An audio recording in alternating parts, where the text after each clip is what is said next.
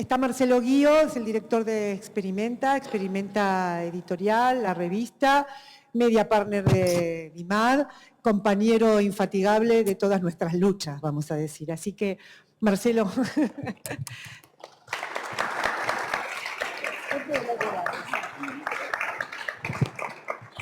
Mi querido editor. Bueno, termino contando esto, si vos me preguntás todo, Marce. Bueno, y un poco el objetivo yo desde muy chica me apasionan los objetos, elegí el periodismo por esto de poner en común, hubiera elegido también la carrera, de hecho tengo un posgrado en diseño de la comunicación, pero siempre tenía esa duda de los objetos que a mí me emocionaban, ¿no? Me hechizaban, si tenían una energía especial. Y yo digo, yo estoy loca, esto es... Entonces con los años me dediqué a investigarlos. Y hay muchos antropólogos, muchísimos, que explican que sí, que los objetos tienen un numen, un alma, un maná, y hay muchas maneras de que eso suceda, o porque están hechos con las manos, o porque tienen la intención de tener este amor, o porque uno los hereda. Yo esta pulsera la heredé de una mamá postiza y cuando estoy nerviosa la uso porque yo sé que ella está conmigo y me protege. Entonces ese es el verdadero valor del talismán, ¿no? Entonces, El alma de los objetos es un libro que es puro libro de texto, no tiene figuritas, como digo, como muchos libros de diseño, porque quería, en Latinoamérica tampoco es muy común tener libros de texto, de diseño, y más de un paradigma que fue muy castigado y cuestionado, ¿no? Porque a mí me dicen, pero vos te dedicás a la artesanía, no al diseño. No, yo sé muchísimo de diseño, pero considero que al sur del mundo el diseñador trabajando con el artesano tiene muchas posibilidades y en ese trabajo no solo le da energía a los objetos, sino que cuida al planeta, ¿no? Es resiliente, muestra nuestra cosmovisión, nuestros paisajes, nuestro imaginario, ¿sí? Es recontra atractivo, recontra sexy trabajar con artesanía. A mí me apasiona, me parece conquistamos. Yo siempre digo, los latinos no podemos conquistar hablando de plástico inyectado, no tenemos esas industrias, es muy difícil para nosotros. En cambio, cuando llegamos con un textil, con una fibra, con un barro que no se conoce, la gente se enamora, ¿no? Porque como dice Octavio Paz, a la artesanía vos la querés, es sensual, vos la querés tocar, acariciar, ¿no? Sentir. Entonces no hay nada más interesante, más lindo, y con eso podemos competir. Y sobre todo también plantarnos un poco como Torres García decía, para mí mi norte es el sur. Yo admiro un montón nuestro trabajo, admiro un montón la resiliencia, esta palabrita que en Argentina nosotros hablamos de rebusque, los brasileros hablan de jeitinho, la busquilla chilena, ¿no? Que es esto de hacer con lo que tenemos, atado con alambre, con las manos, con nuestras posibilidades. Y creo que en vez de estar quizás inseguros, cada vez tenemos que estar más seguros de esto, ¿no? Entonces, bueno, ahí nacen mis dos libros, El alma de los objetos, principalmente editado por Paidós hace unos años, y Mastercraft. Y bueno, paso rapidito, los capítulos tienen que ver con diseño y valores humanos. Siempre encontré muchas más respuestas en los antropólogos, entonces en cómo desde Mircea Eliade hablando del rito, el mito, la celebración, hasta Daisy Suzuki hablando del experimentar, me parecía que hablaban de diseño, ¿no? Entonces, este primer capítulo está dedicado al amor por los objetos, al juego en la niñez, que es el acervo de la creatividad futura, y al celebrar, el rito, el mito, que para mí es el proceso creativo, ¿no? Como los pueblos originarios cuando están gastados hacen una fiesta, se pintan, bailan para que llueva, para que salga el sol, ¿no? Y eso es un diseñador, ¿no? Luego, obviamente, el capítulo del maná de los objetos, donde explico que no estoy loca, que Joseph Campbell, Carl Jung hablan de este hechizo, de esta luz que tienen los objetos. A mí me encanta hablar de arte sano, porque la artesanía sana al que lo hace, ¿no? El que trabaja con las manos lo sabe, lo sanador que es, y el que lo recibe por esa energía. Por supuesto, el ADN al sur, que tiene que ver con la ecosofía, el ser parte de la naturaleza, la resiliencia, lo que yo siempre digo, el que trabajamos con lo mínimo, que es lo máximo, la imaginación, ¿no? Luego el diseñar y comunicar, que son mis dos amores, mis dos pasiones que tienen mucho en común. Y por último, el binomio que nos tiene hoy, nos convoca, que son los nuevos escenarios, el nuevo paradigma, y que es el binomio diseño-artesanía, ¿no? Donde creo que, yo siempre digo que no hay recetas, simplemente hay ingredientes que tienen que ver con beber del origen para transpirar contemporaneidad, que tienen que ver con conocer para reconocer, ¿no? Y por supuesto, donde el diseñador es más un operador cultural que un diseñador egocéntrico, ¿no? Que quiere lucirse, porque muchas veces toca correrse de lado y no tener ese objeto, sino hasta poner un cartel en una ruta de artesanos, o mejorar una familia de objetos, o hacer un logo, o ayudarlos a hacer un Instagram, ¿no? Entonces el diseñador no es el ego, sino que es el trabajo en equipo. Así que bueno, dejo de hablar, lo logré, pude hablar.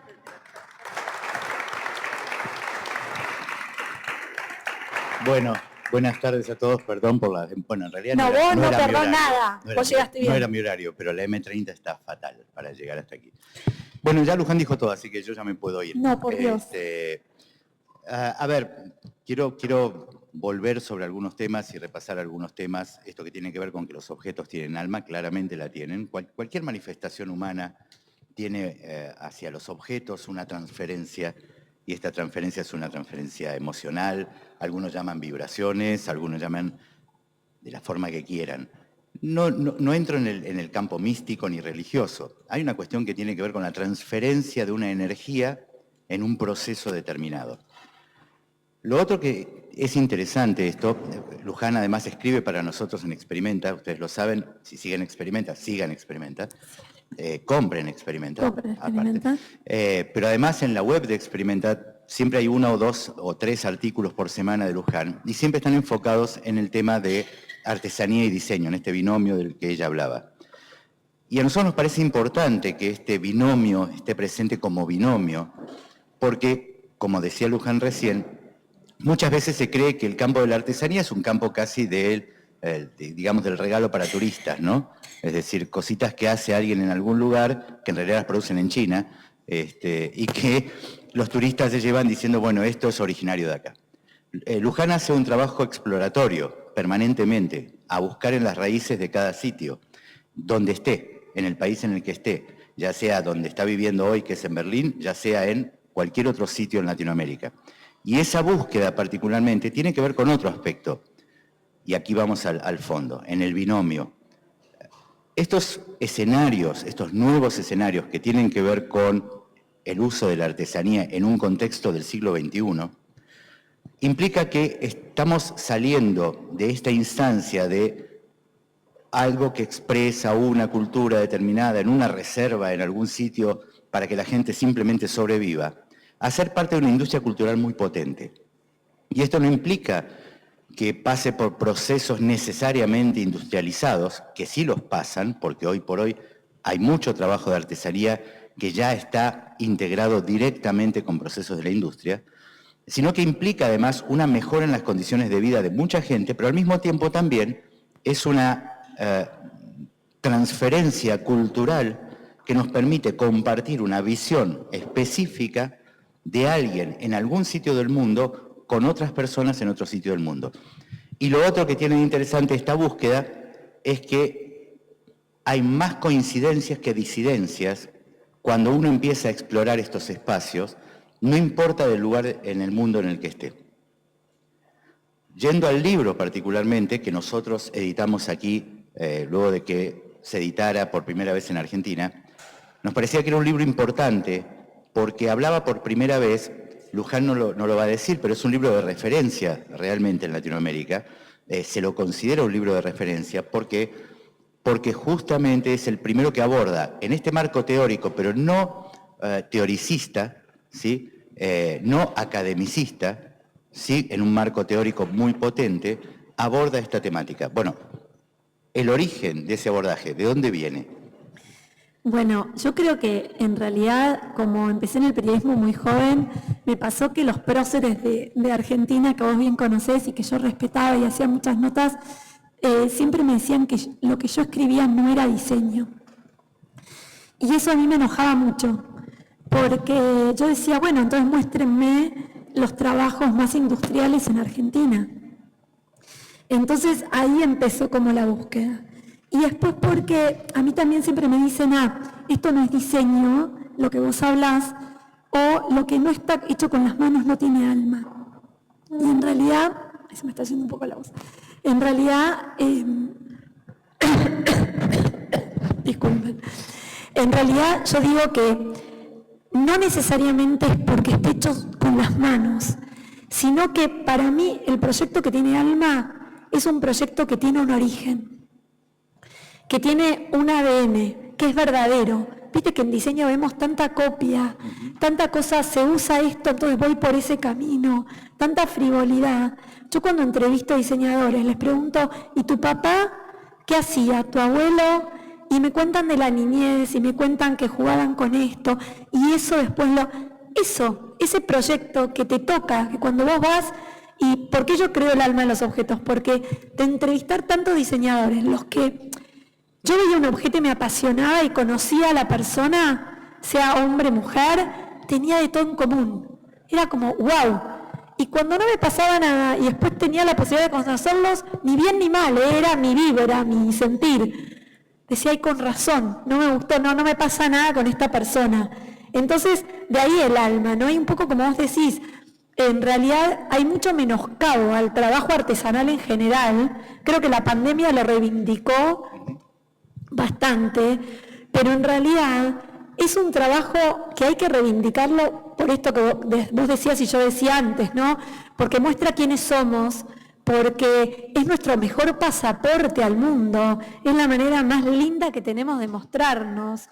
O sea, en un mundo globalizado que pide a gritos identidad, es lo que yo repito y repito, en un mundo arrasado, ¿no? Medioambientalmente, en un mundo frívolo, se necesitan proyectos de artesanía y diseño, porque no son frívolos, porque generalmente son sustentables, porque nos hablan de materiales. Yo hago muestras y mis muestras son sustentables, hablo de técnicas, hablo de materiales, pero me parece obvio decir que muestro materiales de Latinoamérica, que muestro sustentabilidad, muestro alma implícita, ¿no? en todo eso. Hay un aspecto interesante y en este reencuentro del binomio, que si nos retrotraemos a no más de 50 años, ¿sí? El diseño como tal siempre fue una actividad en la que, digamos, había una estructura que era mente, corazón, manos, ¿sí?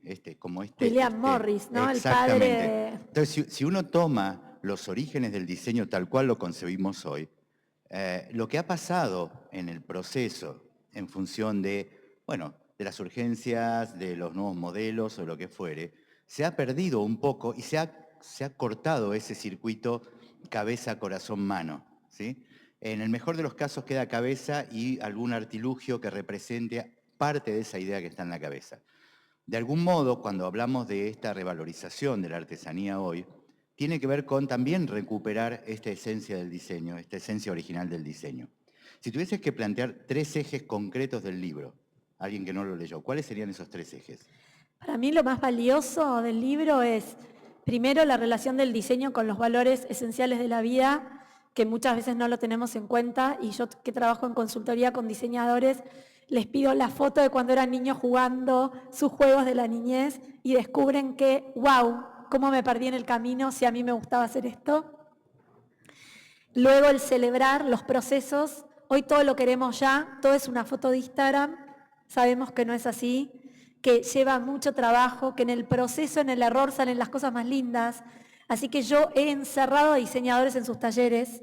Le digo, no sé, ve Netflix, come medialunas, no me interesa, pero no me vengas con nada intelectual, te quiero, o con la madera, o con el barro, o con la tela, o lo que sea, ¿no? Aunque después usemos 3D, porque esa es otra. A mí me pasa ir a talleres y que me ocultan una cerámica en 3D como porque la máquina se equivocó. Y yo digo, la máquina tiene alma, es lo más lindo que vi. ¿Entienden? O sea, yo no estoy en contra de la tecnología, por favor. Eso es importante, ¿no? Después la energía, creo que un diseñador que no lea de antropología, no entiendo qué hace. Porque para conquistarlos, a los que no somos diseñadores, nos tienen que explicar que los objetos que nos rodean tienen alma y pueden reencantar nuestro cotidiano, que eso no dije. Eso es lo interesante. Thomas Moore, un autor que es maravilloso, el reencantamiento de la vida cotidiana, dice que tenemos que tener espacios de trabajo que nos hagan felices.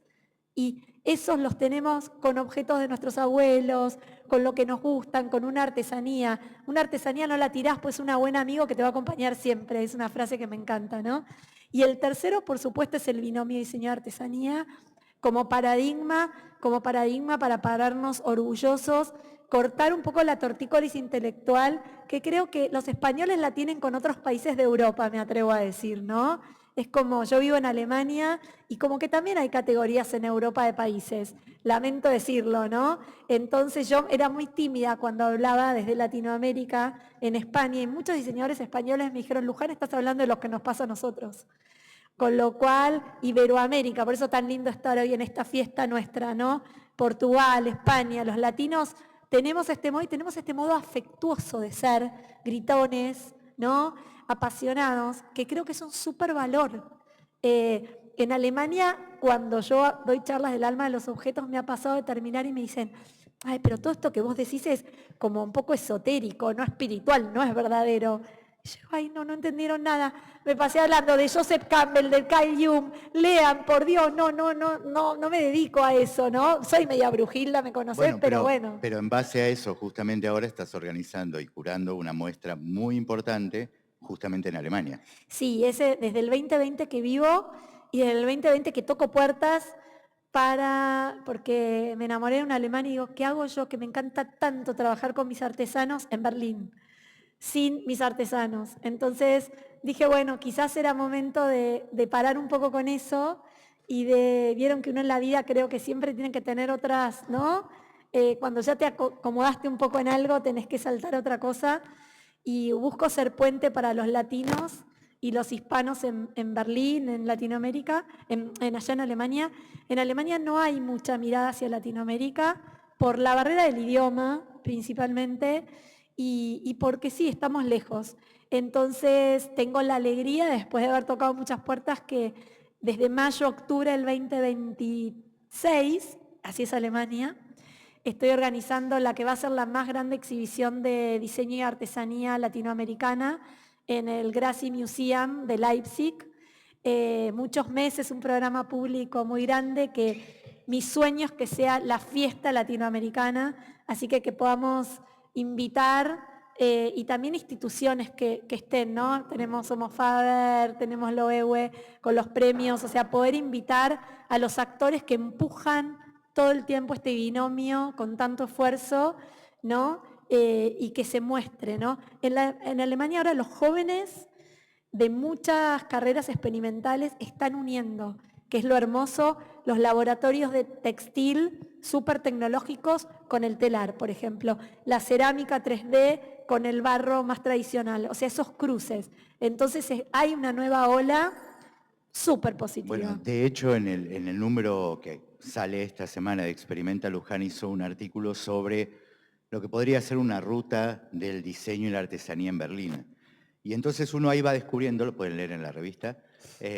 Pasamos no el chivo. no online, lo pueden leer en la revista Papel. Ahí hay un recorrido sumamente interesante de algo que a vistas de nuestros ojos era casi impensable.